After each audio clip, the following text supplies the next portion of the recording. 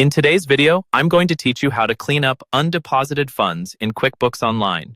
This is really useful if your undeposited funds account has gotten cluttered with old or duplicate transactions, or if your reports aren't matching your bank because of mistakes sitting in that account. We'll walk through the process right inside QuickBooks Online, step by step, so you can confidently clear out only what truly shouldn't be there without touching legitimate transactions. Start by signing into your QuickBooks Online account. Once you're on the main dashboard, look toward the top right corner of your screen for the gear icon. This icon is where a lot of your settings and lists live. Click the gear icon, and from the menu that appears, choose Chart of Accounts. The Chart of Accounts is basically the list of all the accounts QuickBooks uses to organize your financial data.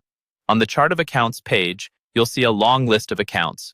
Use the search bar or scroll until you find the account called Undeposited Funds. This is a special clearing account that holds customer payments temporarily before they're grouped into a bank deposit. Once you've located it, move over to the right-hand side of that row and click View Register. This opens a detailed list of all the transactions sitting in undeposited funds. Now you're looking at the register for that account.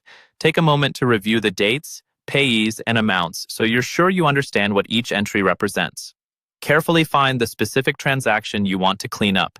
This might be a duplicate payment, a test entry, or something that was recorded by mistake. It's important to double-check that this transaction is not tied to a real deposit you actually made to the bank. When you've identified the incorrect transaction, click on it to open the details.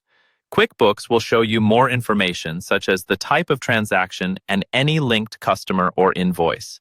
If you're absolutely certain it should not be there, use the option to either delete or void the transaction. Deleting will remove it entirely, while voiding keeps a record but changes the amount to 0. For cleanup of obvious errors, deletion is often used, but choose the option that best fits your accounting needs or your accountant's preference.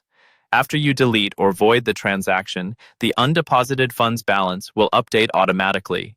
Repeat this process for any other unwanted entries, taking care to review each one closely. When you're done, your undeposited funds account should be much cleaner, making your deposits and financial reports clearer and more accurate.